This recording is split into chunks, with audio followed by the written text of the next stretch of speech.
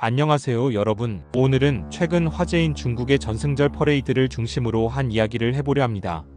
이 퍼레이드는 단순한 기념 행사가 아니라 국제 정치의 판을 흔드는 중요한 이벤트였어요. 특히 미국 트럼프 대통령의 강한 반응이 눈길을 끌었고 우리 한국에게도 큰 의미가 있어요. 이 영상에서 퍼레이드의 배경부터 트럼프의 분노, 그리고 한국의 미래까지 자세히 풀어보겠습니다. 자, 시작해볼까요? 먼저 전승절이 뭔지부터 알아봐야겠네요. 전승절은 제2차 세계대전에서 연합군의 승리를 기념하는 날이에요. 중국에서는 1945년 9월 2일 일본의 항복을 맞아 2015년부터 9월 3일을 공식 전승절로 정하고 매년 기념하고 있어요. 올해 2025년은 그 승리의 80주년이 되는 해죠. 중국 입장에서는 이날을 통해 반일 감정을 고취하고 국가적 자부심을 강조하는 중요한 행사예요. 하지만 더 깊이 들여다보면 이 퍼레이드는 단순한 역사 기념이 아니라 중국의 군사력을 과시하는 무대로 활용되고 있어요. 2025년 전승절 퍼레이드는 베이징 천안문 광장에서 열렸고 규모가 정말 어마어마했어요. 시진핑 주석이 직접 주재한 가운데 수천 명의 군인과 최신 무기들이 동원됐죠. 예를 들어 신형 전투기와 미사일 시스템, 드론 무리 등이 처음 공개됐어요. 이 무기들은 중국의 기술력을 보여주기 위한 거예요. 특히 항공모함과 스텔스 전투기의 행진은 주변국들을 긴장시키기에 충분했어요. 퍼레이드에는 러시아의 푸틴 대통령과 북한의 김정은 국무위원장도 참석했어요. 이 두 지도자가 함께 서 있는 모습은 미중 갈등 속에서 반미 진영의 연대를 상징하죠. 게다가 인도 모디 총리까지 초대된 건 중국의 외교적 야심을 드러내는 부분이에요. 이 퍼레이드가 왜 이렇게 큰 이슈가 됐을까요? 바로 트럼프 대통령의 반응 때문이에요.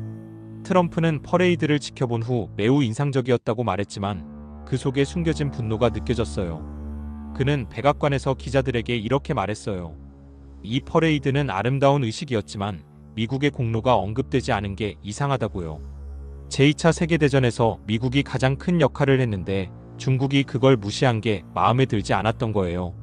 게다가 트럼프는 소셜미디어에서 중국이 러시아와 북한과 손잡은 걸 비판하며 이게 미국의 적들을 강화하는 행위라고 지적했어요. 트럼프의 트윗은 순식간에 바이럴이 됐고 미중 무역 전쟁의 불씨를 다시 지폈어요. 트럼프의 분노는 여기서 그치지 않아요. 그는 과거부터 중국의 군사 확장에 대해 강경한 입장을 보여왔죠. 2018년 무역 전쟁 때도 중국의 기술 도둑질과 군비 증강을 이유로 관세를 부과했어요. 이번 전승절 퍼레이드는 그 연장선상에서 트럼프에게는 도발로 비쳤을 거예요. 특히 퍼레이드에서 공개된 새로운 무기들은 대만 해협과 남중국해에서의 긴장을 높일 수 있어요. 트럼프는 이를 보고 미국의 군사 예산을 더 늘려야 한다고 강조했어요. 실제로 미국 국방부는 이 퍼레이드 직후 태평양 지역에 추가 전력을 배치할 계획을 발표했어요. 이게 미중 간의 새로운 냉전 국면을 예고하는 신호예요. 이제 우리 한국으로 시선을 돌려봐요. 한국 대통령이 이번 전승절 퍼레이드에 참석하지 않은 건 현명한 선택이었어요.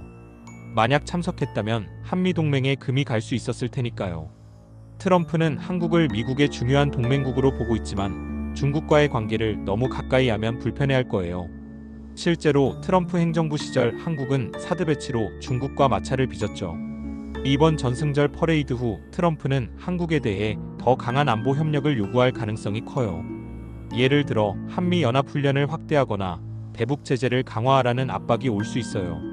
한국의 입장에서 보면 이 상황은 양날의 검이에요. 중국은 우리 최대 무역 파트너예요. 2024년 기준으로 대중 수출이 전체의 20%를 넘어요. 그런데 미중 갈등이 심해지면 한국 기업들이 타격을 받을 수 있어요.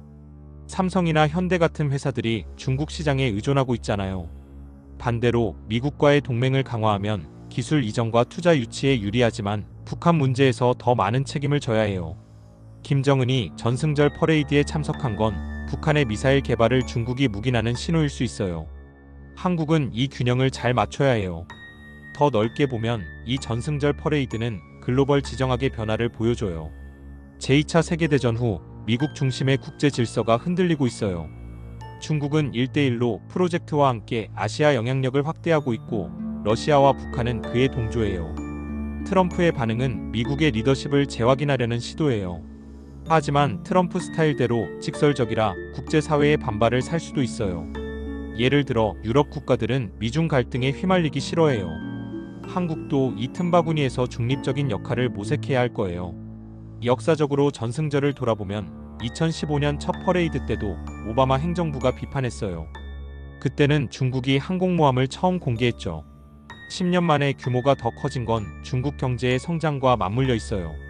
하지만 최근 중국 경제가 둔화되고 있으니 이 퍼레이드는 내부 결속을 위한 쇼일 수도 있어요. 시진핑 주석은 이를 통해 지지율을 높이려 했을 거예요. 반면 트럼프는 이를 이용해 국내 지지자들을 결집시키려 해요. 미국 내에서 중국 견제 여론이 강해지고 있으니까요. 한국의 미래를 생각해보면 안보와 경제의 균형이 핵심이에요.